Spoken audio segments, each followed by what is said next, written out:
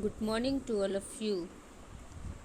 Class 8th, subject Social Science, Chapter 4, Tribals, Tikus, and the Vision of a Golden Age. Dear students, आप अपनी book का page number 45 निकालेंगे। वहाँ से आज हम पढ़ेंगे forest laws and their impact कि वन कानून और उनके प्रभाव। The life of tribal groups, as you have been seen, was directly connected to the forest. जैसा कि आपने देखा है, आदिवासी समूहों का जीवन जंगलों से जुड़ा हुआ था। तो आदिवासियों का जीवन किससे जुड़ा हुआ था? जंगलों से। So changes in forest laws had a considerable effect on tribal lives. One कानूनों में आए बदलावों से आदिवासियों के जीवन पर भी भारी असर पड़ा। The British extended their control over all forest and declared that forests were state property. तो अंग्रेज़ों ने सारे जंगलों पर अपना नियंत्रण स्थापित कर लिया था और जंगलों को राज्य की संपत्ति घोषित कर दिया था। Some forests were classified as reserved forest for they produced timber which the British wanted. In these forests, people were not allowed to move freely, practice jhum cultivation, collect fruits, और हंट एनिमल्स। तो कुछ जंगलों को आरक्षित one घोषित कर दिया गया था। ये ऐसे जंगल थे जहां अंग्रेज़ों की ज़रूरतों के लिए इमारतें लकड़ी पैदा होती थी। इन जंगलों में लोगों को स्वतंत्र रूप से घूमने, झूम खेती करने, फल इकट्ठा करने या पशुओं का शिकार करने की इजाज़त नहीं थी। How were jhum cultivators to survive in such a situation? Many were therefore forced to move to other areas in search of work and livelihood. तो ऐसी सूरत में जूम काश्तकार किस तरह ज़िंदा रह सकते थे? इसलिए उनमें से बहुतों को काम और रोज़गार की तलाश में मजबूरन दूसरे इलाकों में जाना पड़ा।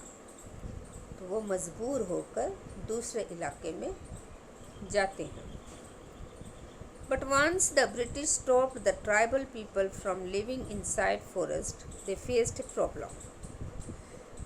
जैसे ही अंग्रेज़ों ने जंगलों के भीतर आदिवासियों के रहने पर पाबंदी लगा दी, उनके सामने एक समस्या पैदा हो गई। From where would the forest department get its labor to cut trees, of railway slippers and to transport logs?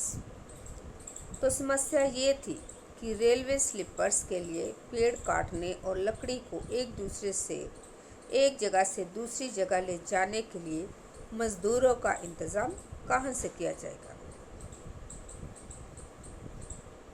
Colonial officials came up with a solution.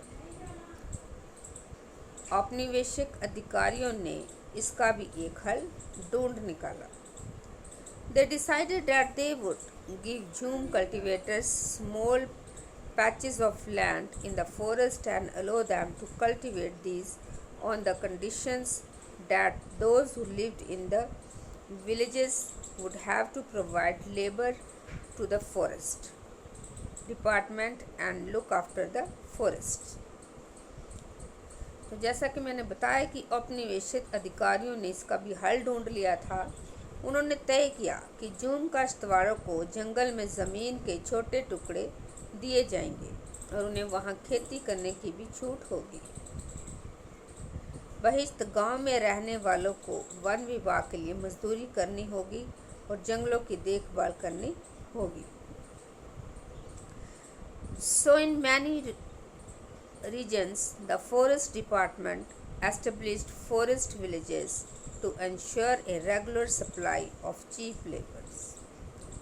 इस तरह बहुत सारे इलाकों में वन विभाग ने सस्ते श्रम की आपूर्ति सुनिश्चित करने के लिए वन गांव बसा दिए. Many tribals groups reacted against the colonial forest law. तो बहुत सारे आदिवासी समूहों ने औपनिवेशिक वन कानूनों का विरोध किया. They disobey the new rules, continued with practices that were declared illegal and at times rose in open rebellion. Such was the revolt of Sangma in 1906 in Assam and the forest satyagraha of the 1930s in the central provinces.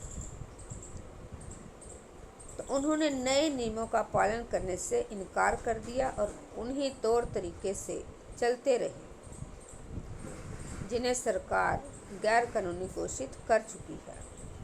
कई बार उन्होंने खुलेआम बगावत भी कर दी. 1906 में सोंग्राम संगमा द्वारा असम में और 1930 के दशक में मध्य प्रांत में हुआ वन सत्याग्रह इसी तरह के विद्रोह थे. अब उसके आगे हम पढ़ेंगे द प्रॉब्लम विथ ट्रेड, व्यापार की समस्या.